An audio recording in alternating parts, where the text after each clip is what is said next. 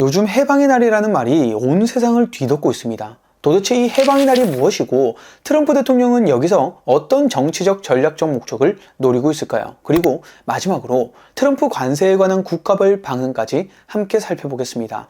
먼저 트럼프 대통령이 4월 2일을 해방의 날이라고 선언했습니다. 언뜻 들으면 마치 미국이 어딘가 식민지라도 됐다가 해방되는 것처럼 들리는데 사실 이날은 미국의 새로운 관세 정책을 정격 발표한 날입니다.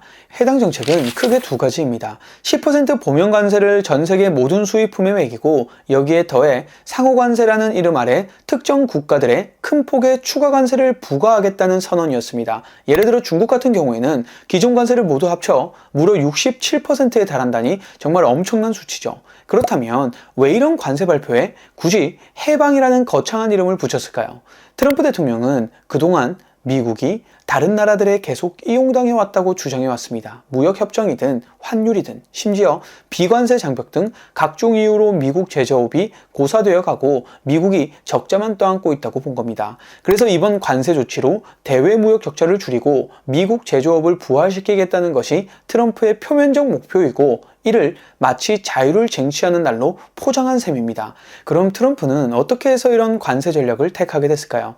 여러 썰이 있지만 그중 하나로 지목되는 문건이 바로 미란 보고서입니다. 백악관 경제자문위원회의 스티븐 미란이라는 인물이 지난해 11월에 작성했다고 알려졌는데요. 핵심 요지는 이렇습니다. 현재 미국이 기축통화국이라 달러가 계속 강세를 유지하고 자유무역 체제까지 겹치며 미국 제조업이 경쟁력을 잃었다. 이대로면 무역 적자, 재정 적자가 지속될 것이니 대대적인 관세 인상과 달러 약세 정책을 동시에 꾀해야 한다는 내용입니다. 이 보고서는 트럼프 행정부의 강경 무역 정책과 맞물려 관세를 협상 지렛대로 삼아 다른 나라를 압박하라는 논리를 제공합니다. 특히 보고서가 말하는 다음 단계는 관세 인상으로 무역 적자를 줄인 뒤 전 세계 동맹국들이 쌓아둔 달러를 100년짜리 무이자 국채로 바꾸게 만들고 더 나아가 달러를 약세로 전환하자는 아주 강도 높은 내용까지 포함하고 있죠. 사실상 미국이 기축통화의 이점은 계속 누리되 무역 적자라는 단점은 없애버리자는 야심적인 발상입니다. 정리하자면 트럼프의 해방의 날은 글로벌 무역 질서를 재편하고 미국 제조업 일자리를 늘리려는 장기적 구상의 상징입니다. 더 흥미로운 건 관세 인상이 미국 내 물가를 끌어올릴 것이라는 우려에 대해 트럼프 쪽에서 인플레이션 크게 안 오른다. 한번 일단 해봐야 한다는 식으로 무시하고 있다는 점입니다. 1962년 무역확장법, 1977년 국제비상경제권한법 등 대통령 권한을 동원해 고율관세를 밀어붙이고 다른 나라들이 보복관세로 맞서지 않을 거라 확신하는 듯합니다.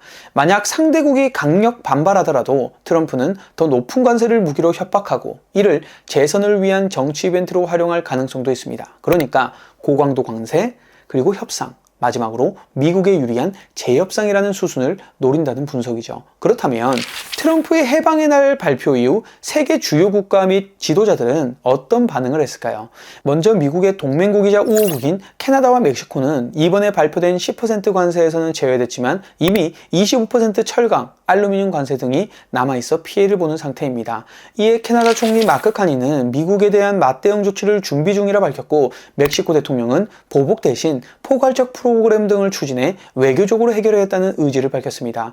영국의 스타머 총리는 예상했던 20%보다 10% 낮게 적용돼서 상대적으로 다른 국가들에 비해 나은 조치라면서도 협상을 통해 관세 해제를 노리겠다고 언급했습니다.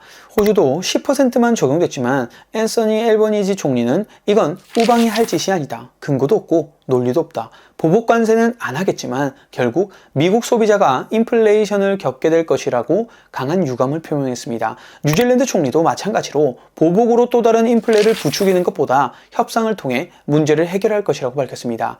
유럽연합은 기존 철강과 알루미늄 분쟁에다 이번엔 기존의 10% 그리고 추가 20% 관세까지 겹쳐 강한 충격을 받았습니다. 독일 자동차, 프랑스 와인, 이탈리아 농산물 등 거의 모든 품목이 타격을 입을 수 있겠죠. 하지만 유럽연합 내부에서도 보복관세로 맞설지 아니면 협상을 택할지 이견이 나뉩니다. 프랑스나 이탈리아는 우리도 무언가를 해야 한다며 목소리를 높이지만 또 다른 회원국들은 미국이란 정면전을 벌이다가 자칫 우리 기업만 손해보는 것 아니냐며 신중 모드를 취하고 있습니다.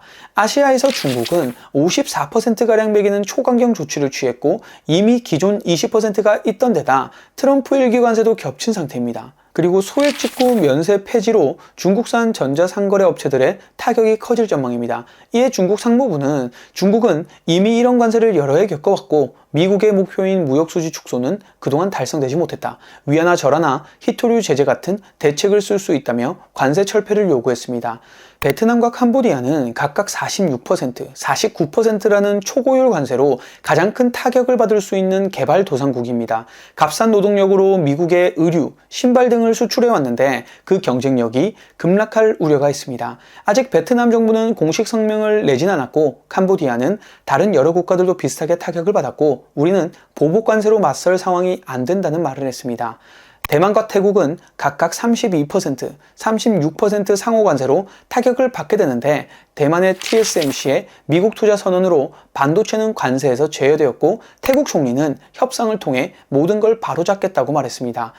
트럼프의 관세가 미치는 영향 중 인플레이션이나 글로벌 성장 둔화를 흔히 꼽지만 최근 월가에서는 해외 자본 흐름이 더 심각한 리스크일 수 있다고 지적합니다. 쉽게 말해서 미국이 무역 적자를 줄이면 달러가 해외로 그만큼 덜 풀릴 테니 미국 국채를 사줄 외국 자금도 줄어들 것이라는 겁니다. 게다가 관세로 다른 나라들과 갈등이 커지면 꼭 미국 국채를 사야 하나 하는 의구심도 생기죠. 미국은 현재 재정 적자가 매우 큰 상태라 국채를 꾸준히 발행해 자금을 조달해야 합니다. 그걸 해외에서 많이 사줘야 금리를 낮게 유지할 수 있는데 만약 해외 수요가 줄면 국채 금리가 올라갈 위험이 커지죠. 다시 말해 관세로 인해 수출의 불균형을 조정하겠다고 했는데 오히려 미국의 국채 달러 체제가 흔들리는 역풍이 생길 수 있다는 겁니다. 결국 이 관세 정책이 장기적으로 미국 경제에 도움이 되려면 다른 나라들은 보복 관세 없이 순순히 미국의 관세 인상을 받아들이고 미국으로 공장을 이전하며 무역 흑자를 자발적으로 줄여야 합니다. 거기에다가 글로벌 투자자들이 그래도 미국 국채나 달러는 안전하니까 계속 사줄래라고 해줘야 하는데 과연 그게 가능할까요? 지금 트럼프 행정부가 밀어붙이는 관세 정책은 어찌 보면 1970년대 닉슨 쇼크나 80년대 플라자 합의처럼 글로벌 통화무역 질서를 재정비하려는 시도로 볼 수 있습니다. 당시에도 미국은 일방적으로 달러 금퇴한을 중단하거나 일본과 독일을 압박해 환율을 인위적으로 높이게 했습니다. 하지만 지금은 중국과 인도 등 새로운 강자들도 있고 과거처럼 서방 국가들이 미국 우선에 쉽게 굴복하지 않을 수도 있습니다. 그럼에도 미국 시장의 파워가 워낙 커서 대부분의 국가는 쉽게 맞서기 힘든 딜레마에 놓여 있는 상태입니다. 사실 결론적으로 트럼프의 관세가 그가 말하는 것처럼 미국 경제를 살리는 진정한 해방이 될지 아니면 전 세계적으로 무역 전쟁을 격화시키고 결국 미국 자체가 재정위기나 국채금리 폭등을 맞게 될지 알 수 없습니다. 다만 이번 조치가 이전과는 달리 상당히 공격적이고 장기전을 예고한다는 점에서 우리의 일상과 투자에도 크고 작은 파장이 있을 것이라는 건 분명해 보입니다. 영상 시청해 주셔서 감사합니다.